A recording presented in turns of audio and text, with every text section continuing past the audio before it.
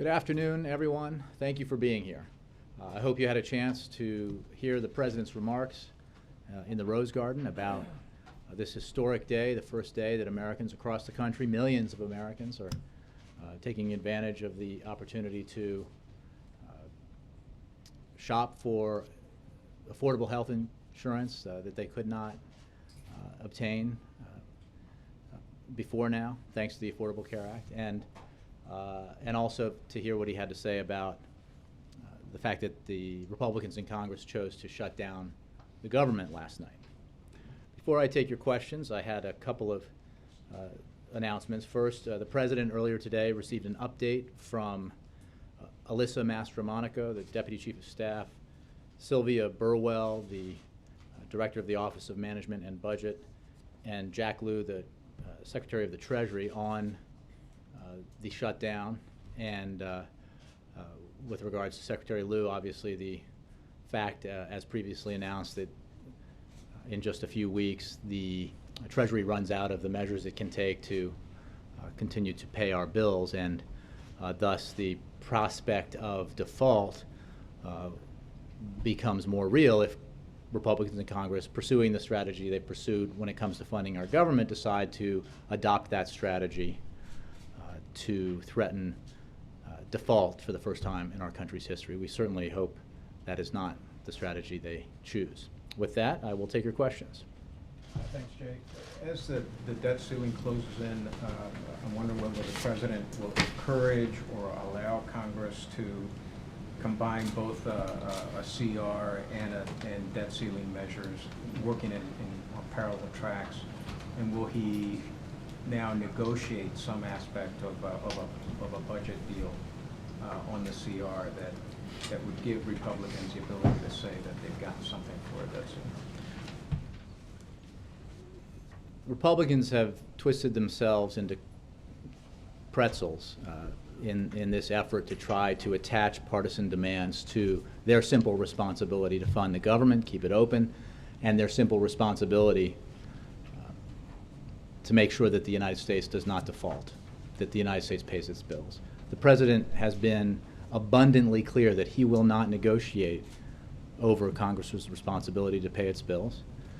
He has been clear all year long that he is willing to negotiate with serious-minded Republicans in Congress about our budget priorities and how we should fund them, and what ways we should invest in our middle class and in our economy, and how we can continue to reduce the deficit, continue the progress we've made reducing the deficit.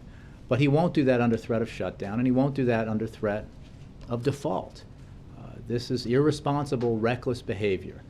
As the President just said, Congress ought to open the government, return people to work, and without drama and delay, fulfill its responsibility to make sure the United States pays its bills. We've never defaulted in our history, and the mere threat of default, as we saw in 2011, had terrible impacts on our economy and on our middle class.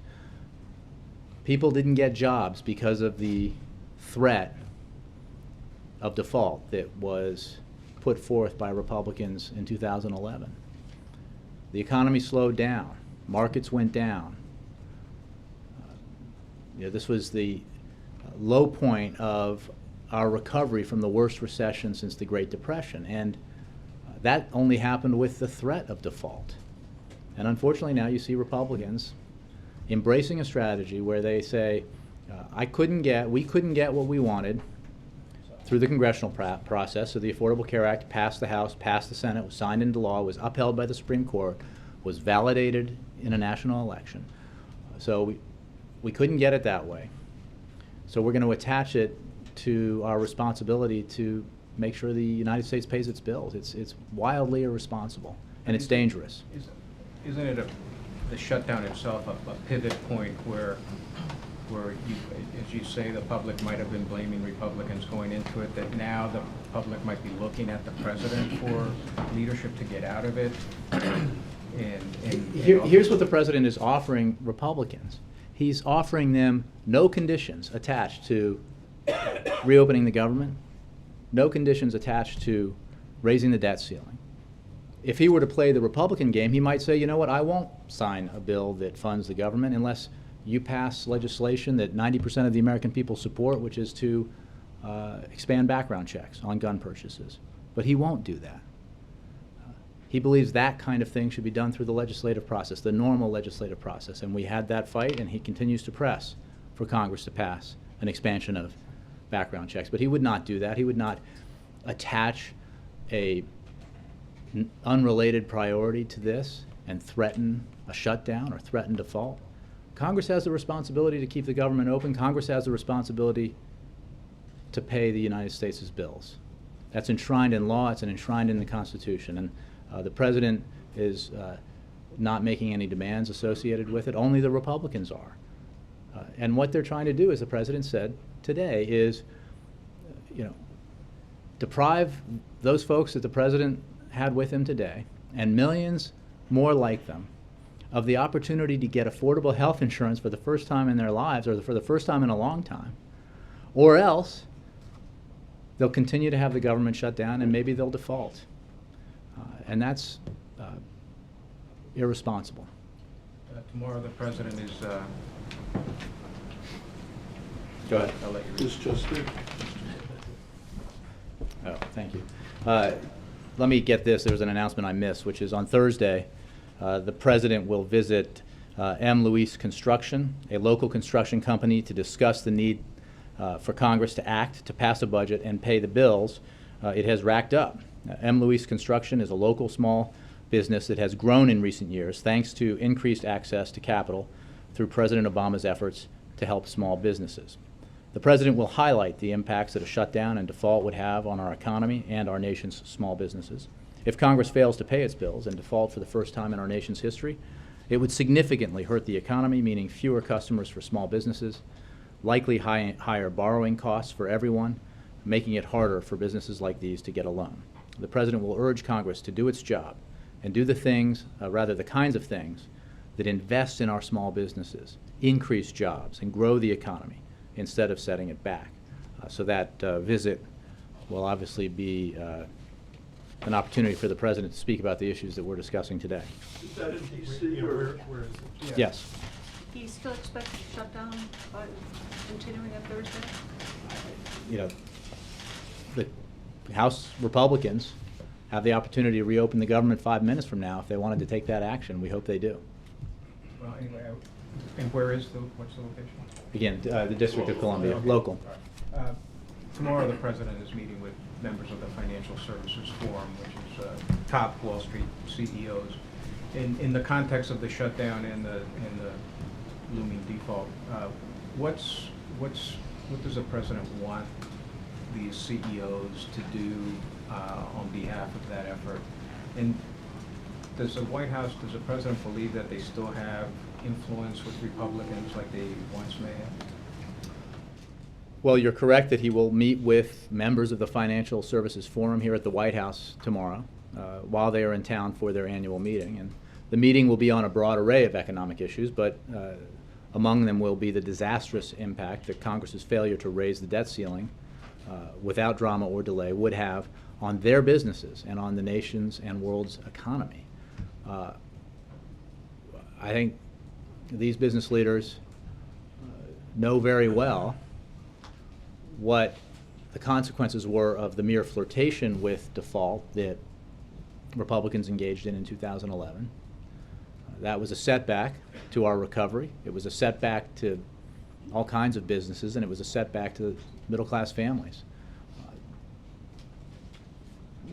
Doing it over again and going even further and actually defaulting, if that's what Republicans decide to do, would have even more catastrophic consequences. And I'm sure that would be of great concern to business leaders around the country, as it is and would be to average folks around the country who would see interest rates rise dramatically, would see credit dry up potentially for their small businesses. And in many ways the consequences of default are unknowable with any specificity because we've never defaulted before.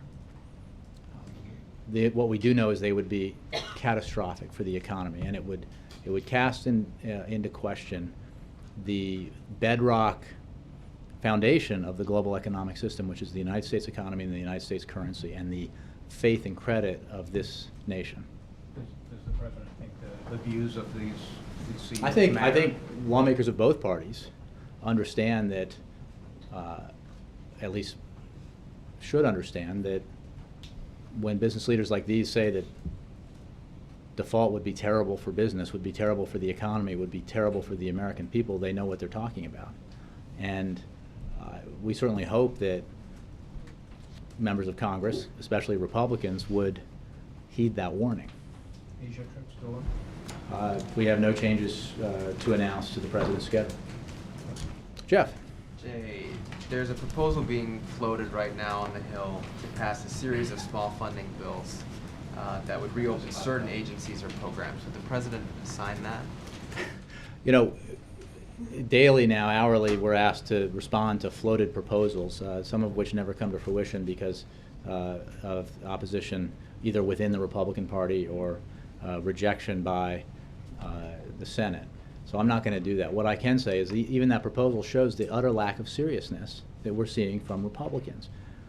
If they want to open the government, they should open the government, and then we can negotiate about how we fund our budget priorities in the future. You know, a piecemeal approach to funding the government is not a serious approach, any more than it would be a serious way to try to deal with the consequences of default and the absolute necessity to maintain the full faith and credit of the United States. I mean, again, Republican lawmakers, because they are responding to one faction of one party, of one house, of one branch of government, and being driven by them, are twisting themselves into pretzels. They're contortionists now in terms of all the different ways that they have tried to avoid their fundamental responsibility, which is to keep the government functioning and to negotiate in a serious way. Remember, the president put forward a compromise budget early this year and had many discussions with Republican lawmakers about the need to find common ground and urged them to make similar proposals that replicated his demonstrated willingness to make tough choices. And we have not seen that all year, but hopefully we will. You have said, and the president has said, he's willing to make changes to the Affordable Care Act.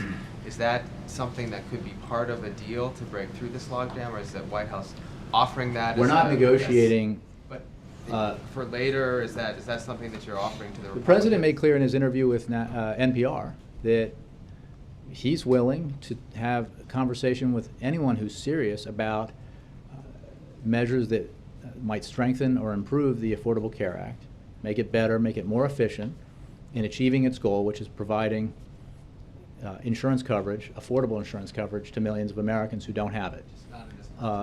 But we're not going to negotiate under threat of shutdown or under shutdown in order for the Republicans to achieve, their partisan agenda goals here. Look, we get it. They don't like the Affordable Care Act. They don't like Obamacare. They have tried again and again and again to repeal it, defund it, delay it, undermine it. And they are obviously entitled to and welcome to continue to try to do that through the normal legislative means. But what they should not do, because it's irresponsible, is shut down the government over that partisan pursuit, nor should they allow the United States to default in order to achieve what they could not achieve through normal means. And the consequences, and I think really one theory that seems reasonable to me about why there is such an obsession now among Republicans with pursuing this avenue, despite the cries of protest from members of their own party in the Senate and also in the House, but outside, about what a terrible thing it is to do to the economy and to do to the party, is because they know that beginning today, so the fundamental portion of the Affordable Care Act becomes real. And instead of it just being President Obama's signature piece of legislation that they opposed and want to get rid of.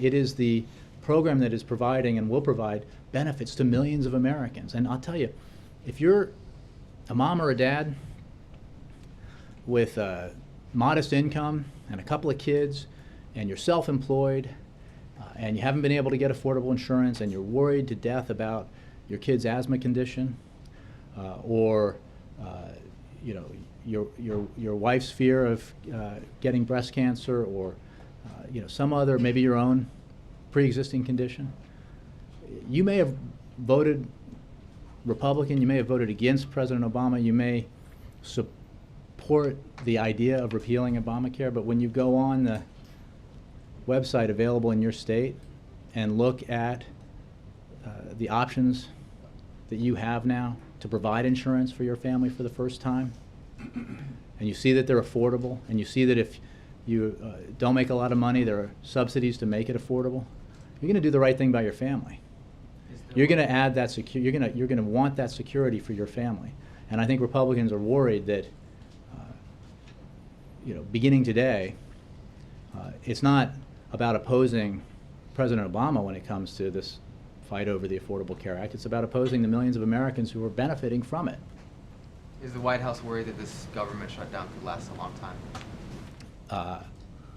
We are obviously concerned about the impacts of the shutdown, the hundreds of thousands of hardworking Americans who couldn't show up at work today and aren't being paid, and the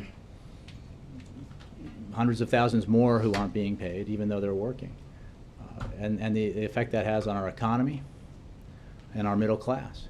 So we hope that the House Republicans listen to the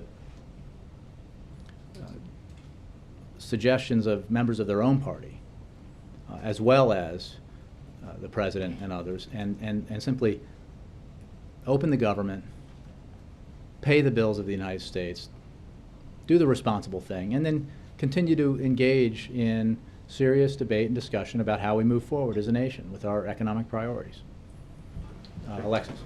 Jay, the president out in the Rose Garden noted that some conservatives read, or at least told their constituents, that they were in Washington to repeal or shut down the government or in some way protest Obamacare. And he noted that that, for them, was a victory. You have indicated a certain ramped up tone here about debt ceiling. Are you concerned that doing this and succeeding has whetted their appetites instead of persuading them that this is the wrong direction? Well, I don't want to read their minds. What I think we're all concerned by, and anybody who has a concern about the American economy worries about, is that the same faction of one party in one house, of one branch of government, that seems to be driving the train up there in the House of Representatives, and therefore preventing Congress from doing the simple and right thing, which is opening the government and raising the debt ceiling, will employ the same tactic when it comes to raising the debt ceiling that they've used so far with the simple proposition that the government should be funded and remain open. And you know, the shutdown has its negative consequences, and they're real and they're concrete for a lot of people. And as the president said today, you know, as time passes, those consequences will grow more severe. Default is exponentially worse, and it is irresponsible in the extreme to even suggest that if you don't get what you want, if you don't get your political scalp, that you're going to allow the nation to default for the first time. And look, that's a genuine concern, and it's a concern because we've been there before, and we know that the only time in history that any party in Congress has ever flirted with actual default was in 2011, and we saw what happened. The United States was downgraded for the first time, and job creation slowed, economic growth slowed, and what that meant, of course, was that fewer Americans got jobs and fewer businesses open. Real consequences, and that was just with the flirtation with default. So just to add on, other than the CEOs, are there any other powerful voices that the White House hopes to enlist between now and 16 days from now to ramp up the pressure to bring home the message that you just delivered? You know, I don't have any events or conversations or efforts to preview for you. We're very concerned about it. I'm sure American business leaders are very concerned about it. I think a lot of Republicans in Congress and the Senate and also in the House are concerned about it as a proposition and as a strategy. And so I think hopefully that combination of voices will succeed in prevailing upon House Republicans, and especially the leaders of the House Republican Conference, to do the right thing. I mean, look, I think it's been pointed out by Republican congressmen that there is a significant majority in the House of Representatives to pass a clean CR today. All Speaker Boehner has to do is put it on the floor. I mean, according to some GOP members of the House, he'd actually get a lot of Republicans to vote for it. That's pretty good, right? I mean, we're not talking about 10 or 12 or 15. According to, again, Republican predictions, it would be significantly more than that to do the right thing. So what we know is the government is shut down, even though a majority of the Senate and a majority of the House, including a significant bipartisan majority in the House, opposes that approach. So there's a pretty easy option available to the Speaker, which is to reopen the government. And then there will be a fairly simple and responsible option available to Congress, including the Speaker, and that is to raise the debt ceiling without drama or delay, even the flirtation with default. Jim. How long is the President willing to wait for House Republicans to pass a clean CR? I'm not sure what that means, because that suggests the President could take over the House and pass one himself, and he can't. He cannot order or force, call out the National Guard to get the Speaker of the House to put a clean CR on the floor. He's hoping that the Speaker and the other leaders in the House will do the right thing sooner rather than later. That suggests no movement on his part then? I don't, towards again, their position. His position is that he is asking nothing from Republicans, no concessions to doing their job, which is funding government. And that they should go about the business of doing that. He won't interfere, and then they should go about the business responsibly, without drama, without delay, of raising the debt ceiling and making sure that we continue to pay our bills as we have as a nation since the birth of the nation. And then we can proceed with the very serious, substantive negotiations about our budget priorities that the President has been trying to engage with Republicans on all year long, and around which the President has actually put on the table concrete proposals. Republicans were very insistent upon some of the things that the President included in his budget proposals when it came to entitlement reforms. That used to be what animated them. And now, apparently, what really matters most to them is not deficit reduction or responsible getting control of our entitlement spending. It's simply doing away with a law that provides affordable health insurance to millions of Americans. Having been here at the time and having thought about it a little bit of late, I remember in the disputes between the Republican Congress and the Democratic President in the mid-1990s that led to a shutdown. You can argue whether or not that was a smart political play or substantive play by Republicans then, but at least there was a coherence to it. It was around spending and deficits. The problem Republicans have, I think, now is that they're making this about whatever, animates them politically, and most notably, it's the Affordable Care Act. But we saw earlier when they were attaching things, more and more conditions to what they would demand in return for doing their jobs. I mean, it was preventing women from getting contraceptive care unless their bosses said it was okay. It was, other types of items that are on their partisan wish list, and there's not a lot of logical coherence to this, and it's not.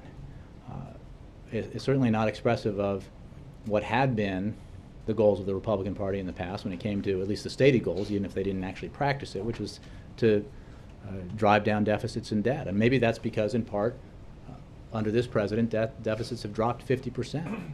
And he's put on the table the only serious compromise proposal that would reduce them further and would address our medium-term debt challenges. And in the Rose Garden, he used the brand Republican shutdown a couple of times.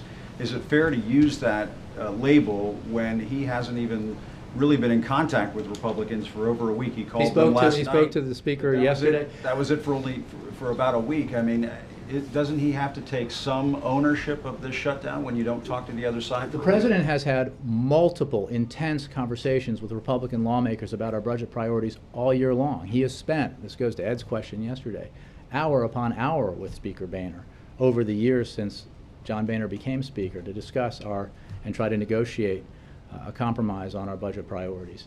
And again, he spoke with him last night.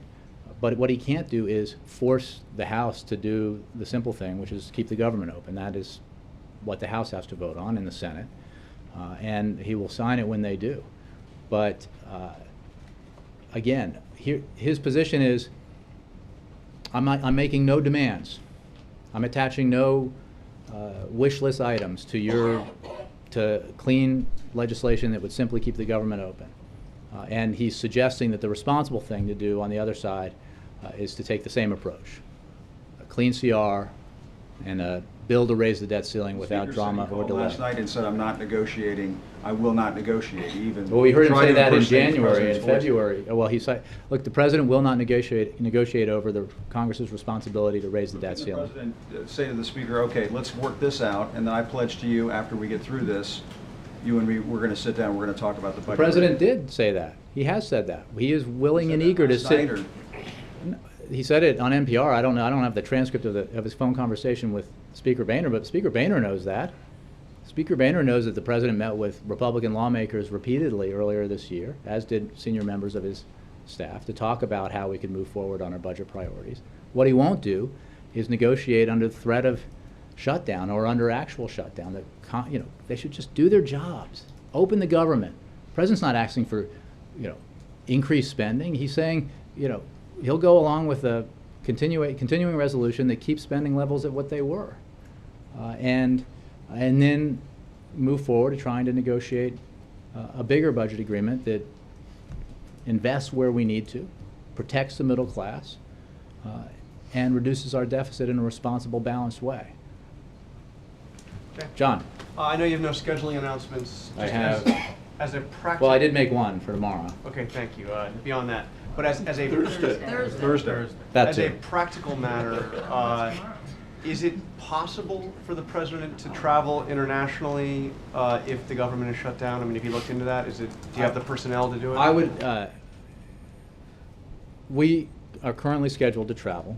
We certainly hope that in the time between now and the president's scheduled departure, that the speaker does the right thing, puts on the floor of the House a bill that will overwhelmingly pass, according to Republican congressmen, Right. a clean CR, and reopen the government. The logistics of that, I think, are best addressed to the agencies involved and to OMB. But right now, the trip is scheduled, and we're hoping, it's only Tuesday, that the government will open because the Speaker will respond to the majority of the House over which he has dominion, and to the wishes of the American people to get about the business of responsible governance. But you don't see that a shutdown would prevent the trip. You know of nothing right now that would. I mean, make I it have impossible. no new information to provide on that. Does the president bear any responsibility whatsoever for what's going on with this mess? Well, I'm not sure what you mean. I mean, the Does he president, bear any does he have any blame for the the government president's shutdown? president of the Any United at all? States, and it is his responsibility to try to work with Congress in And a that hasn't spirit worked, of right? compromise. Well, look, has he or has he not put forward a compromise budget proposal? The But answer does is he yes. bear any responsibility? It's a simple question. Does he bear any responsibility? He for this certainly did not vote to shut the government down. And if that's what you're asking, no, he did not vote to shut the government asking down. if he bears The any Republicans did. responsibility. John, he did not. The Republicans in Congress chose to shut the government down. The option to keep it open was available to them. It's an option that a majority of the House of Representatives supports, a bipartisan But hasn't majority. the president failed to create an environment where this stuff doesn't Really? happen? By having multiple I'm not meetings and asking. dinner? No, he's had multiple meetings So and he's dinner.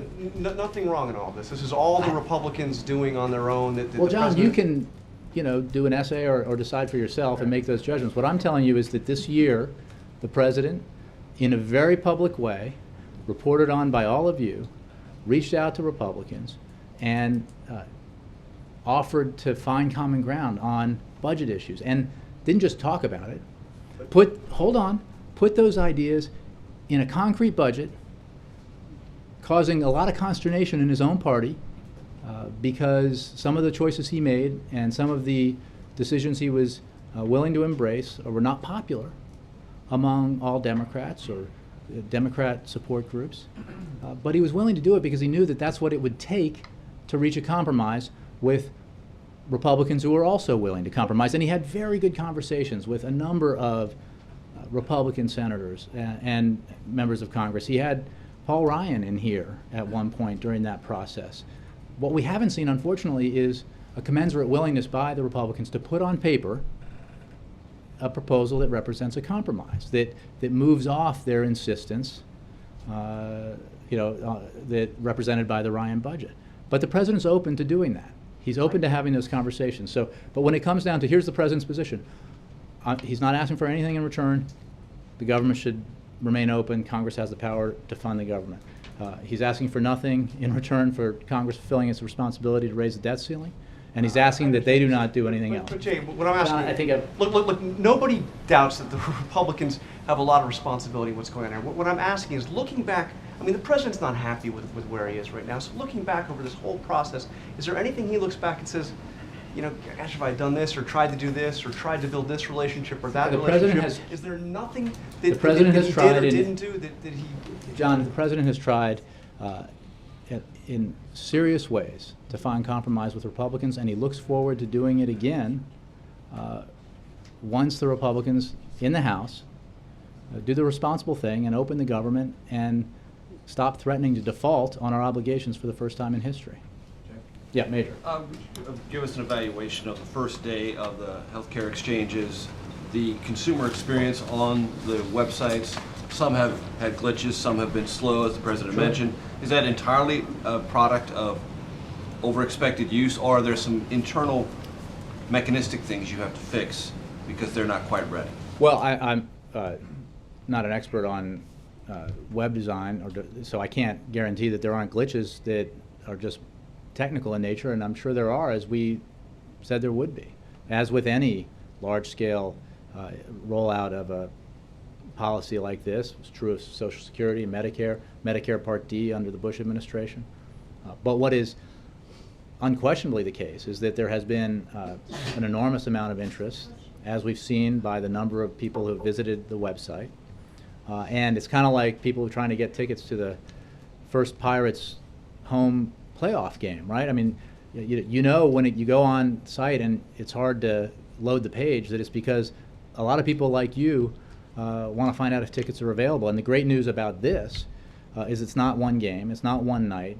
The seats are unlimited, and the availability will be there for every American family that wants affordable health insurance. So, you know, we take this, as Bill Clinton used to say, as a high-class problem. It's an indication of the absolute interest out there around the country in exploring these options, because a lot of families out there, and we're talking about the 15% out there who are uninsured, and those who don't have insurance through their employer, who want the opportunity to purchase affordable health insurance and have that security. And you know, you heard from the president about this today. It's a life-changing event. I mean, an amazing statistic, which he cited, that if you have health insurance and you're diagnosed with cancer, you are 70% more likely to live 5 years than if you don't have health insurance. That is a direct correlation between being insured and living. That's a big deal. I know you have some general projections about how many people are likely to sign up, and we've talked to some of your healthcare experts on that. But I want to ask you on the record here, for the next 6 months, as this enrollment period is open, what is the main metric for the White House measuring its success? I've heard some people in the White House talk about it's not just a number, but it's a ratio, meaning the higher number and the greater ratio you have of younger, healthier Americans without insurance getting in the system, the more successful you will view that. Is that an accurate representation? There is no question that you need to get younger, healthier into the system. there is no question that it is important to the successful implementation of the Affordable Care Act and to having it work in a way that allows for those with pre-existing conditions never to be denied coverage, that younger, healthier Americans have insurance. And that is why the Affordable Care Act is written in a way that allows for subsidies for younger people who may have low incomes but may not qualify for Medicaid, and the purpose is to give them the option of affordable health insurance, an option that may not have been available to them in the past. And by doing that, you expand the pool significantly, you add millions of people to the ranks of the insured, and you make the whole system more affordable. One of the, the President talked about all the dire predictions that we heard from Republicans back when we were debating. I saw one senator say we never debated Obamacare, which is a rather remarkable statement given the months and months of debate over Obamacare when it was moving through Congress. But there were a lot of dire predictions, including exploding health care costs that have not turned out to be true. In fact, when it comes to the growth in health care costs, the opposite is true. The last 3 years have represented the slowest pace of growth in our health care costs in half a century. So since the Affordable Care Act was signed into law, the opposite of what the critics predicted has happened. Meanwhile, millions of Americans they don't even know necessarily it's from Obamacare, but they're enjoying the fact that their kids can stay on their insurance policies until they're 26. They're enjoying the subsidies for prescription drug costs that the Affordable Care Act provides. They're enjoying the rebates that the Affordable Care Act demands insurance companies pay their customers when they spend too much on overhead and CEO pay and not enough directly on health care. So, and then beginning today, the other big component of the Affordable Care Act becomes reality. And day after day, from now until January 1st, when insurance kicks in, and from that day ever after, millions of Americans who did not have insurance and did not have access to affordable insurance will have it. And as they look at their choices, young Americans who don't have coverage will see a variety of plans, but many of them will come with high deductibles and out-of-pocket expenses that will be one of the reasons that their premiums are generally affordable, because that's one of the trade-offs in insurance for everyone. It'll be a trade-off for young Americans who don't have coverage. Since it's important for this to succeed, to have that ratio of younger Americans sign up, how nervous are you about the central tension that they will see on these websites that if you're going to get coverage, you're going to have a lot of out-of-pocket expenses, and many of them may say, you know what, even with the subsidies, it's still not worth it. Well, these are great questions, and I think the answer to that question is one of the reasons why we've been encouraged by the premium rates that have been established going into this enrollment day, and by the fact that the options available to everyone in every state who's looking at plan availability are many and varied, and that everybody can make the choice for himself or herself about what kind of coverage they can afford and what fits best for their security and for their family or for themselves if they're an individual. And remember, the alternative here is not we had this discussion, Ed and I did before, not some mythical insurance that's available now for less, because that insurance I understand that. it would have, I'm just saying they may even have if it were a available, decision not to do it. No, even if it were available though, this if you were a kid, a young person, 27 now, because you wouldn't be able to be on your parents' insurance anymore, making a very modest income, and but maybe you have available to you insurance on an individual market, but the fine print tells you that you can have yearly caps, you have lifetime caps, you have huge deductibles, you can be banned from coverage if you have a pre-existing condition. All of these things that will no longer be true because of the Affordable Care Act. So I think that what we're counting on is that that Americans out there will review this, look at their options, and decide that this is a good deal, and it makes sense that having health insurance adds to their security and to their quality of life, and that the option of rushing to the emergency room when something happens is hardly superior to the option of having insurance, quality, affordable insurance. How do you pride those who are up to 26, say 20 to 26, who are on their parents' plan, out of there and get them into the Well, again, I mean, exchanges? I think that this is an effort, and this is a good point, that today marks not the end, but the beginning of an effort to provide Americans with a huge amount of information about the options available to them and the benefits that the Affordable Care Act provides. And obviously we'll see, but we're very confident about how it's going thus far and what's available to the American people that has never been available before. Jay, Yeah. on Iran, the foreign ministry may have seen one on Twitter last night and started attacking the president and suggesting it seemed like he was not happy with the president's comments in the meeting with Prime Minister Netanyahu yesterday, accused the U.S. of illegal threats and sanctions that are disrespectful of the nation, macho and wrong. He accused the president of flip-flopping. I won't read every last detail, but how do you react to that, number one, and what does that mean about the state of these talks? Well, I think we've said all along that the important measuring stick when it comes to pursuing this diplomatic opening with Iran is action. You know, what actions are being taken by Iran to demonstrate that they are interested in fulfilling their obligations to the international community. And the president was clear in his speech at the United Nations General Assembly. There will surely be important obstacles to moving forward, and success is by no means guaranteed. But he believes we can reach a comprehensive solution. And there is no question that we have heard and seen from the new government in Iran a different approach and a new approach.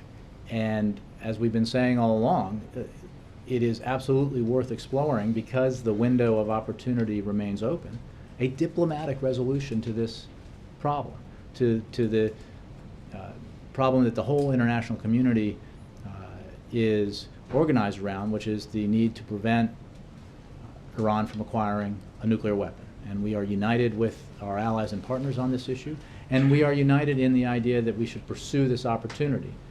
And we welcome all the indications that we've seen from the new Iranian government that they're serious about pursuing it. But this will be something we can measure through the P5+1 process. Positive indications, but then when there are rants like this, does that not make the point that Prime Minister Netanyahu has been making at the UN today and yesterday here at the White House and elsewhere, that I think one of the things he said today is that Iran is really a wolf in sheep's clothing, and that they're saying some positive things and the next day they say something really negative. I mean, I hear you reacting to the positive things they've said, but then they're slamming the president last night. Well, look, again, I think we have been consistent. The president has been consistent. He took office in January of 2009, making clear his willingness to have bilateral discussions with Tehran, if Tehran was willing to address seriously the international community's concerns about its nuclear program. Because of the position he took, it became clear at the time that the United States was not the issue here. It was the behavior of Iran. And that clarity allowed for the building of the most comprehensive set of sanctions that the world has ever seen, and the implementation of those sanctions, which in turn has led, in part, to where we find ourselves today, which is with a new government in Iran that has indicated willingness to negotiate a solution to this problem diplomatically. Ultimately, though, as the president made clear, words here are meaningful, but actions are most meaningful. And it is only through verifiable, transparent resolution of this challenge where the international community can be confident that Iran has given up its nuclear weapons ambitions that we can get resolution. And the president will be very firm on that. Two quick ones on the budget. You talked earlier about Boehner and saying that the president can't send the National Guard to get him to pass this bill. Didn't Ronald Reagan find a way to work with Tip O'Neill? Didn't Bill Clinton? Newt Gingrich was extremely difficult. Personally, they sometimes had a tense relationship. Gingrich would go on his ideological efforts as well. And yet they somehow came together in the end. So is it really fair to just say, we can't send the National Guard after this guy? Why can't the president sit down with him the way Reagan did with O'Neill, the way Clinton did with Gingrich? Again, Ed, the president has sat down with and met with and talked to John Boehner extensively over the time that Speaker Boehner has held that office. Recently? He talked to him yesterday. He's talked to Sit him down. Many times this year. I think you know, as well as I, that the Speaker indicated earlier this year that he would never negotiate with the president again. That wasn't a position the president held. That was a position articulated by the Speaker. It seemed like a little irrational to us, but that's what he told reporters. The fact of the matter is, Tip O'Neill never threatened to default. Tip O'Neill never, allowed the most radical elements of his caucus dictate what Democrats in the House would do. We need a willingness by the leadership in the House to listen to the majority of lawmakers in the House, including a significant and sizable portion of Republicans in the House, as well as in the Senate, as well as Republicans outside of Congress, and simply open the government. No strings attached, no partisan strings attached. That's all, going back to John's question, we're not attaching any partisan baubles to this tree here. Just do your job, and then we can have the serious negotiations that the President has been engaged in and willing to engage in all year long. Last one, I think Jim asked you yesterday about calling Republicans terrorists, not you personally, arsonists. You used the word extortion yesterday, which is obviously a pretty serious charge. My question is, a few moments ago you were saying that it's time for Republicans to get serious about the budget. You used the word serious a few times. How does it help you get serious? How does it help you get a deal if you're calling Republicans extortionists and terrorists? How does it help? I think they are attempting to extort the American people in many ways and the economy in order to get their partisan objectives. And I can only echo a Republican House member who accused his colleagues of being suicidal lemmings. That was what he said. So, With the name calling from here, they're changing the tone. Let them call whatever they want to call themselves. I think we can all establish that some of the harshest criticism of Republicans happening in Washington right now is coming from Republicans. So let them shoot each other. My question is, what about changing the tone from here? No, really, why can't you rise above that? Because this is look. So it's serious, yes. We are not. We're not asking for anything from the Republicans in Congress in return for them fulfilling their fundamental responsibilities. Raising the debt ceiling without drama or delay, not threatening default, opening the government, and continuing to fund it at, again, levels that hardly represent the demands or wishes of the President or the Democratic Party. So, that's a simple proposition. And if you're suggesting by your question that they've shut down the government because their feelings are hurt, I think a lot of Americans would be shocked and dismayed.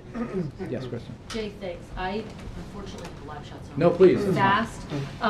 But Robert Gibbs said today on MSNBC, I think if you're the White House, you just sit back and watch. Is that an accurate way to describe the thinking moving forward? I think that Robert was on MSNBC as a commentator expressing his advice or what he would do, but I think it does reflect the fact that we don't have control here over what the House leadership does, even though we wish we did.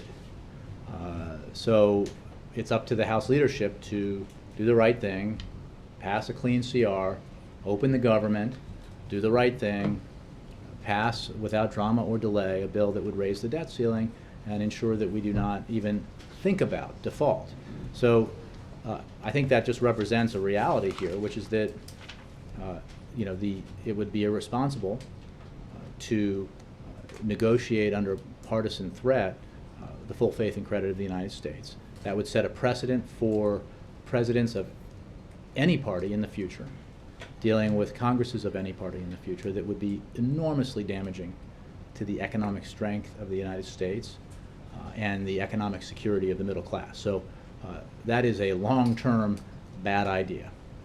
So the President won't engage in it, and he's right to take that position. So we can expect him to go out and hold these events like he did today Well, I in think Rose Garden, but the not President necessarily. said the other day he would be talking with leaders of Congress, with some regularity. He spoke with them yesterday. We'll update you when he has conversations or meetings again. But again, he can't, as much as he probably wishes he could, he can't simply, appoint himself Speaker for the day and bring a bill to the floor.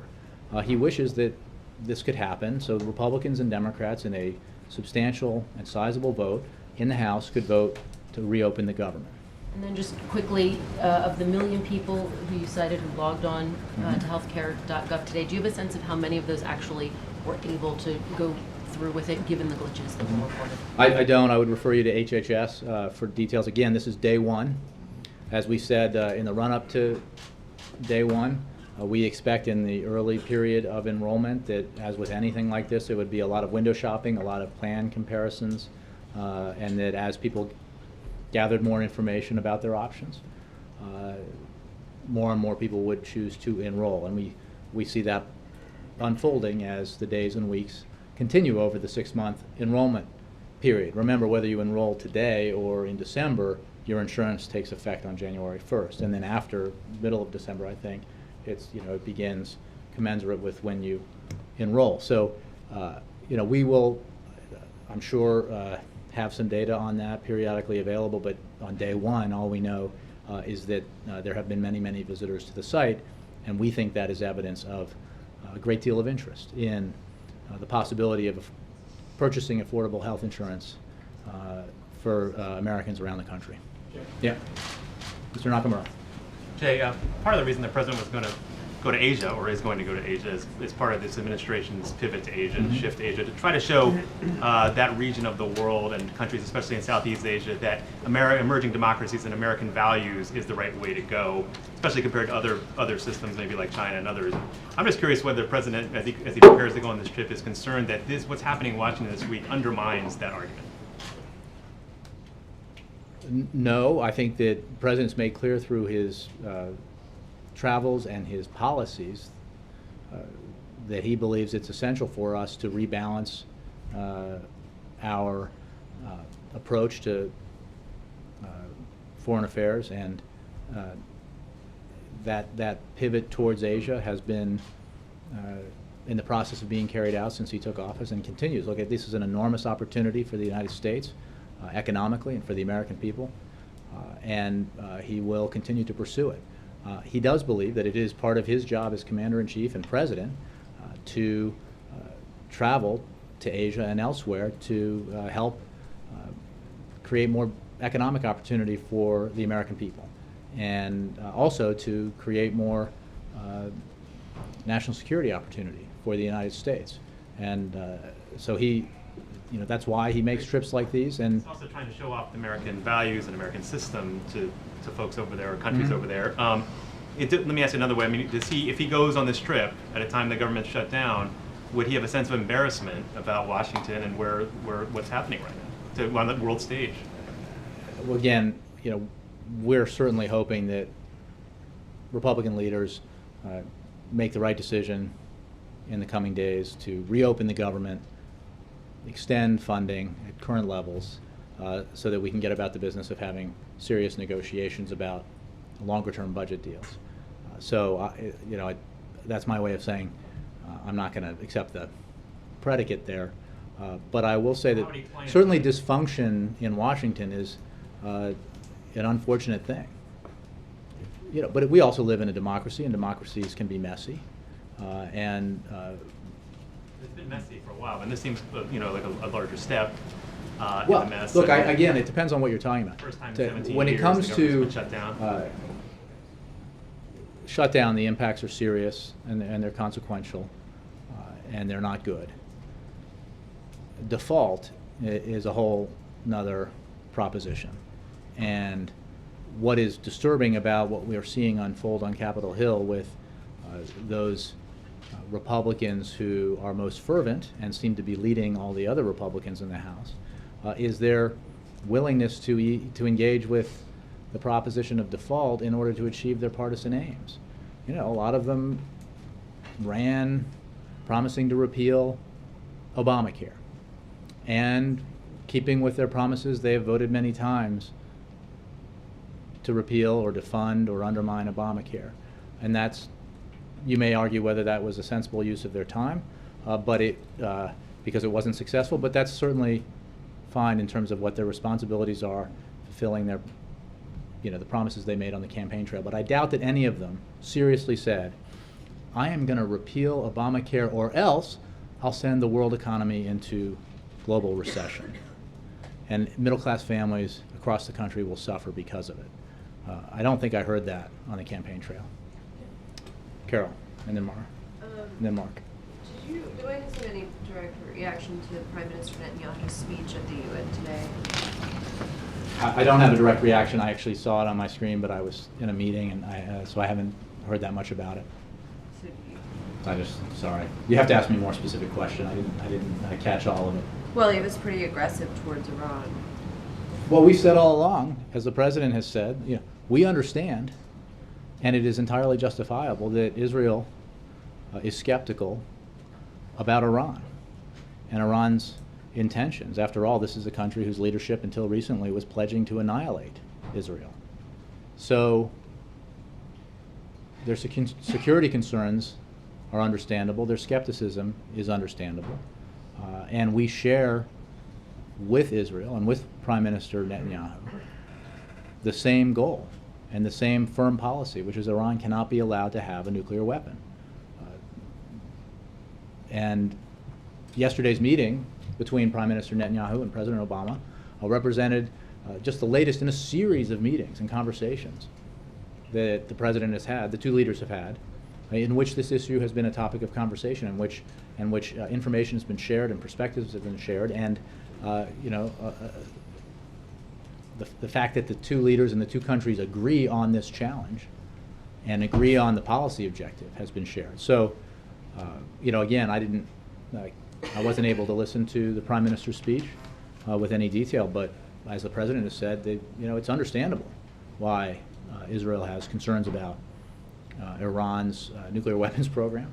We share those concerns, and Israel, obviously, the concerns are more intense because of the neighborhood they live in, and because of the threats that previous leaders of Iran have made towards Israel. But do you Just share really the quickly- skepticism? Are you saying you share Israel's skepticism? Well, we have or said just all the- along that Netanyahu said that this is a ruse, that the opening is a ruse. Do you agree with that? we believe that the Iranian leadership has, very publicly, and everyone here has reported on it, changed their approach to resolving this issue with the international community. We will not know if they're serious about it until we test the proposition, until we see through the P5+1 negotiations how willing they are to reach an agreement with the international community in which they meet all their obligations and demonstrate in a convincing, verifiable, transparent way that they are not pursuing a nuclear weapon. So this is about actions. It's not about words. But so What Netanyahu says we have now said, it's a ruse. again, what we have said. You guys keep asking me to respond to a speech that I wasn't able to hear. But I understand the basic sentiment. And what we have said is that there is a window of opportunity to resolve this diplomatically. Resolving it diplomatically is preferable as a general matter, but obviously because it's the best way to assure that Iran cannot pursue a nuclear weapon and does not have a nuclear weapon. And as long as that window is open, and now we have a government in Iran, apparently with the sanction of the supreme leader, that is engaging with the international community in a more serious way than we've seen in recent years, we ought to pursue that, and that's what the president's doing. Can I just ask one more follow on that? Is Israel's aggressiveness on this and Netanyahu's rhetoric, does that undermine what you guys are trying to do diplomatically, given the closeness of Israel and the U.S.? Again, we have an extremely close relationship with Israel. We have an absolute commitment to Israel's security, and we share Israel's commitment to making sure that Iran does not acquire a nuclear weapon. We believe, and the President and Prime Minister discussed this yesterday, that we ought to pursue this diplomatic opening because the window of opportunity remains open. We've said all along that it won't remain open forever, but this opportunity is here. It's here in part because of the policy positions the President took that allowed for the implementation of the most comprehensive set of sanctions in history, which in turn has had an obvious and serious effect on the Iranian economy, and it is understandable why Iran would want relief from those sanctions. And we will have discussions with, through the P5+1, Iran, and see whether or not Iran is serious about, in a verifiable way, giving up their nuclear weapons ambitions and demonstrating. It was better than both. Yeah. Can I, wait, Yeah. I was next. Yes, Mara, sorry. Okay, thank you. So I was Um, next. I think I said Mara than Mark. There's a similarity There is. to the, but I did. My question, just Mara, to go back Mark, to Anita. to go back to the clean appropriations bills that they're talking about doing, DC veterans and parks. Is that a good sign? Does that mean the fever's breaking? How do you evaluate that? I would simply say that the increasing number of voices on the Republican side calling for the leadership in the House to do the sensible thing and pass a clean CR is a good sign, if it has an effect. But we'll find out whether or not the leadership is serious about opening the government when they do it. So it's hard for me to know. So you don't think the partial Again, it's not a particularly serious way to address this. If they want to open the government, they ought to open the government. There's a simple way to do it. Again, we're not asking, nobody's asking, Democrats aren't asking, the White House isn't asking for any partisan objectives to be attached to a bill that would extend funding for the government, and neither should the Republicans. And we should just reopen it, make sure that those hundreds of thousands of Americans can go back to work and be paid so that they can meet their obligations. And then, even more significantly, that Congress ought to very deliberately, without drama, without delay, pass an increase in the debt ceiling so that we can remove from the table any thought or fear that the United States might default. Yeah, Senator Durbin said that he thought that negotiations separate from a shutdown under default, but negotiations on the budget that had the repeal of the medical device tax might be a way to solve this, provide some kind of fig leaf for Republicans. Are you pursuing that in any way? I'm not talking about negotiating on the shutdown. I'm talking about on a separate track. We're not negotiating with anybody to reopen the government. We're not negotiating with anybody for the Congress to pass the bill that would reopen the government on any partisan condition. What the President has said, as he said yesterday to Steve Inskeep, is that he's always been willing to have conversations with lawmakers of both parties who have ideas about how to make the Affordable Care Act better, more efficient, and more effective for millions of American families. I mean, one of the ironies of this, again, of the spaghetti that's been thrown on the wall here by Republicans, one of the ironies of this proposal is that it would increase the deficit significantly if it were passed. So you have to offset it somewhere else. But are there those negotiations underway? No, That's what I'm asking. They're not. Look, Congress has a responsibility to fund the government, so they should open the government. Congress has a responsibility to pay the bills of the United States. Raising the debt ceiling doesn't add a dime to the deficit. Has nothing to do with even a nickel of new spending. It's about paying that bill that you get every month after you've bought things with your credit card. Congress made these purchases. The bill is now due, or will be, and they ought to pay the bills because the United States has always paid its bills. Separate from that, we've always been willing to have serious conversations about finding compromise on our budget challenges. Mark? Jay, is it fair when you say that the raising the debt limit is just about paying bills? It's about authorizing more government borrowing, which leads to more government spending and an expansion of the national debt? No, it doesn't, because... It doesn't? No. The debt limit talks about authorizing more borrowing. Right, to pay bills that have already been charged. So you, Mark, bought a car last month, put it on your credit card, you've been driving that car, you've been receiving the benefits of that car, and now, since you put it on a credit card, the credit card says, you got to pay the bill. So this is not about buying a new car. It's not even about putting gas in the car or adding a spoiler. It's about, which maybe you would. It's about going to you and saying, my good friend Jay, will you lend me money to pay for my car? No, it's about telling. It's about borrowing.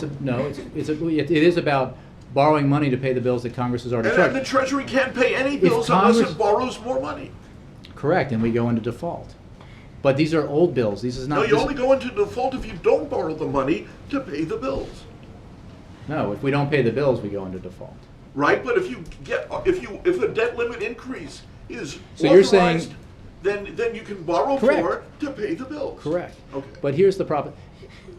You do not, by refusing to raise the debt ceiling, I mean, in addition to causing global economic calamity, you don't reduce the deficit. You don't eliminate new spending. You do that by having serious, compromise-oriented negotiations in Congress. And that's what the president has done throughout his presidency, resulting, by the way, in a halving of the deficit on his watch. Remember, he took office, economic crisis, financial crisis, massive recession, huge job loss, talks about the banks being nationalized, talk about 25% unemployment, and the new president inherited the largest deficits in history in this country. Spin forward nearly 5 years, and the deficit has now been halved on his watch. We are reducing our deficits at the fastest pace since demobilization in the wake of World War II. And the president is eager, in a responsible and balanced way, to do more, as we ensure that we continue to invest where necessary so that the middle class gets a fair deal. But imagine if the shoe were on the other foot. Imagine if this president or any Democratic president were saying, I will shut down the government, or I will default on our obligations if you don't raise corporate taxes. Or, I mean, and then flip it around, what's next from the Republicans? Well, if they get what they want in order to reopen the government or not default for a few months or a few weeks, next they'll say, okay, undo the increase in tax rates for the wealthiest Americans, for millionaires and billionaires. If you don't give a tax break to millionaires and billionaires, we'll go into default. That could be next. No, I or it could understand be what you're saying on that contraception, or it point, could be something else. But So when you say that no raising the president, debt limit is just about paying bills, it's not. It's about the government borrowing more money and increasing the national debt right, it's about paying bills that, that have already been right, Mark, I don't think we're incurred, disagreeing but, at all. but you're borrowing more money to do so. You right? have to borrow money to, And you always skip that point. I don't mean to. Okay. I mean, Well, then that's fine. Then move on. let's be clear.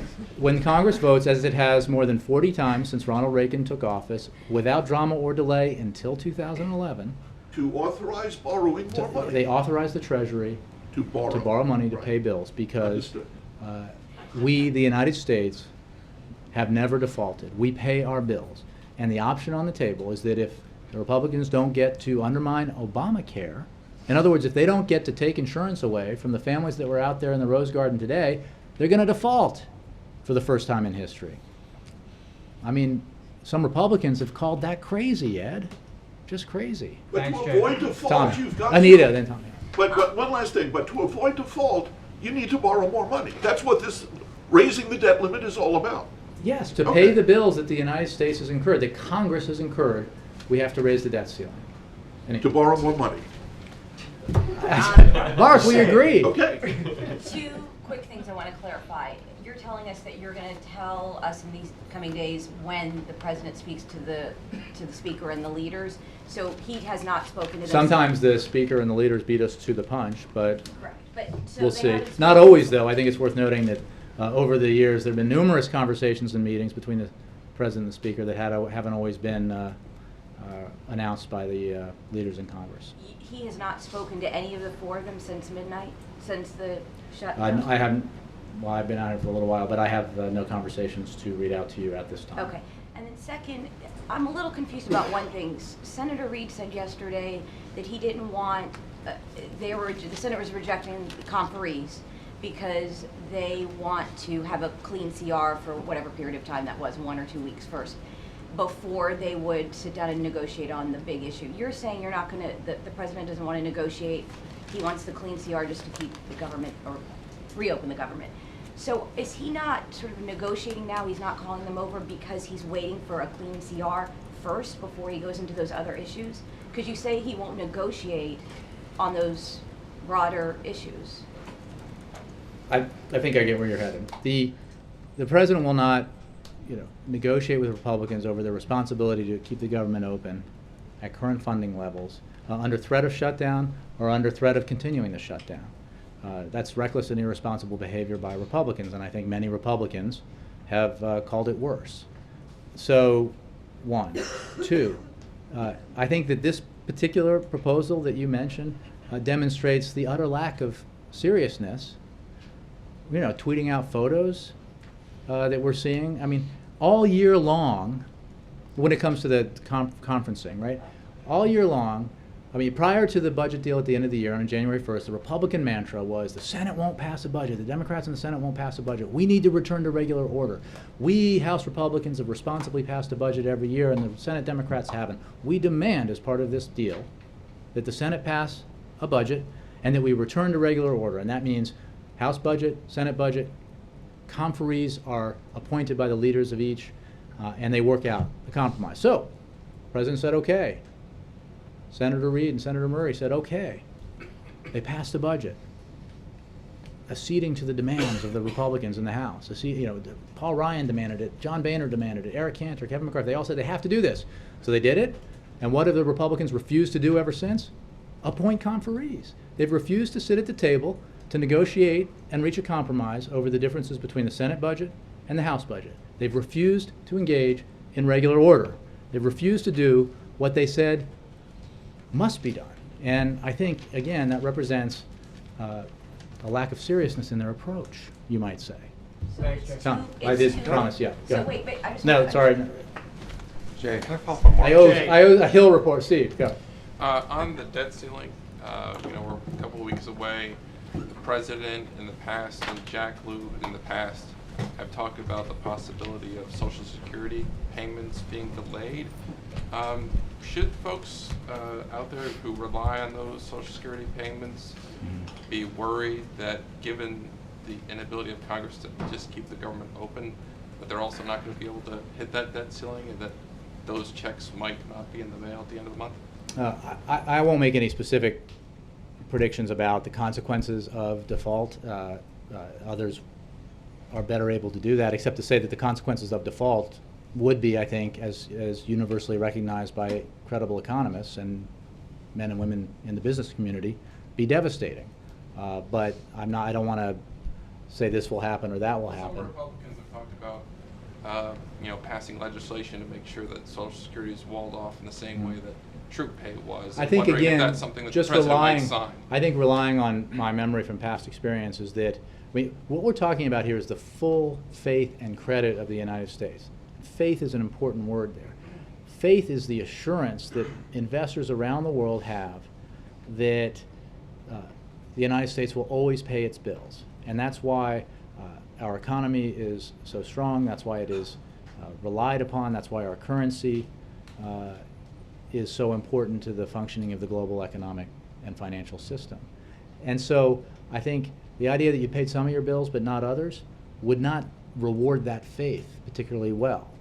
The issue here is there should be no diversion from what has been true throughout our history, which is that the United States, in many ways unique among nations, is always good to its word, that it pays its bills. It is the safest investment in the world, and that is an important place to occupy. Can you say whether the White House, given we are a couple weeks away, and given there's no clear path to passing a debt limit increase? Yeah, there is. No, but there's no. There's the clearest of paths. Yes, the simplest of I paths. understand doing what you want, but no, it's not what I want. That's what the president said. This is not. It's not about what he wants. I understand, but given that But you said it. Given that we could be going very, over this cliff, has there been any, with Mr. Liu this morning, with other people, any team in the administration sort of planning what would happen on October 18th? I would refer you to the Treasury Department on that one. Thanks very much.